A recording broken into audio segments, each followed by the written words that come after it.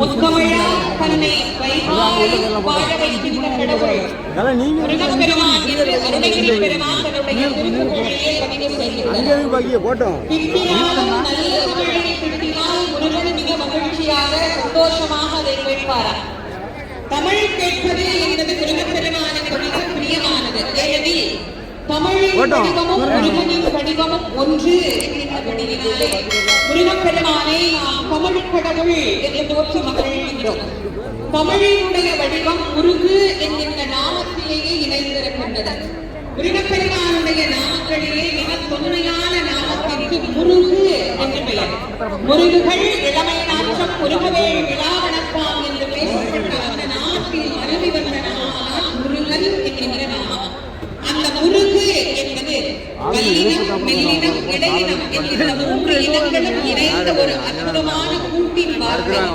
தமிழிலே க, மீ, இல் என்கின்ற மூன்று எழுத்தும் வல்லினம், மெல்லினம், இடையினம் என்கின்ற மூன்று இனங்களையும் அமைக்கப்பட்டிருக்கிறது. அதே போல முருகு என்பதும் மூன்று இனங்களால் அமைக்கப்பட்டது. தமிழினுடைய அமைப்பு எப்படி அமைந்திருக்கிறது? உயிரெழுத்து 12, முருகப்பெருமானுக்கு கரங்கள் 12. அதே மாதிரி தமிழிலே மெய்யெழுத்துக்கள் 18, முருகப்பெருமானுக்கு அருள் புரியக்கூடிய நேத்திரங்கள் 18. 6 முகம், ஒரு முகத்தில் 3 கண்கள், சோமன், சூரியன், அக்னி. சிவபெருமானுக்கு எப்படி 3 கண்களோ அதுபோல முருகப்பெருமானுக்கு 3 கண்கள். இந்த திருத்தலத்திலே வந்து பாடிய ஆதிசங்கரர் முருகப்பெருமானை அஷ்டாதச விலோச்சனா என்று குறிப்பிடுகிறார்.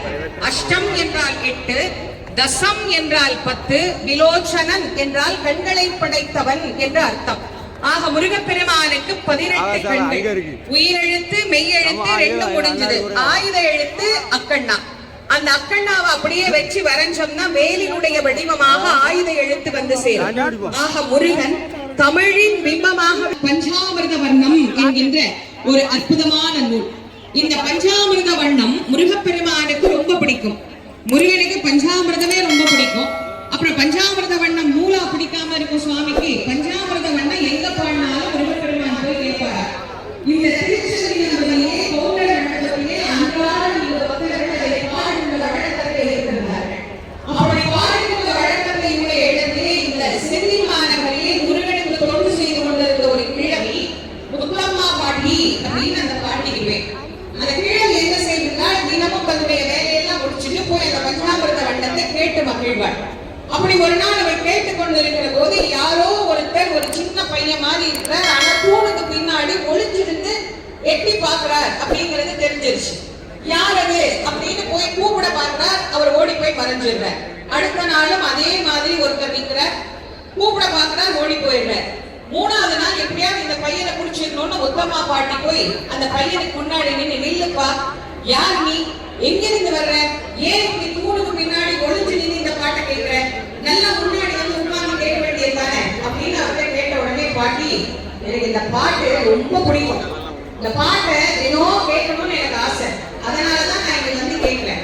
நீ எங்கிருந்து வர்ற, யார் நீ, எந்த கேள்வி கேட்கிற, அதுக்கெல்லாம் பதில் சொல்லலையே. நான் இங்கதான் பாட்டி இருக்கேன். இங்கேயா இருக்கிற? நானும் இங்கேதான் இருக்கிறேன், ஆனா ஒரு நாள் கூட உன்னை நான் பார்த்ததே இல்லையே. ஓ, அப்ப நான் இருக்கிற இடம் உனக்கு இன்னும் தெரியலையா, வா காட்டுறேன் அப்படின்னு அந்த முத்தம்மா பாட்டியை கூட்டி கொண்டு போன முருகப்பெருமான்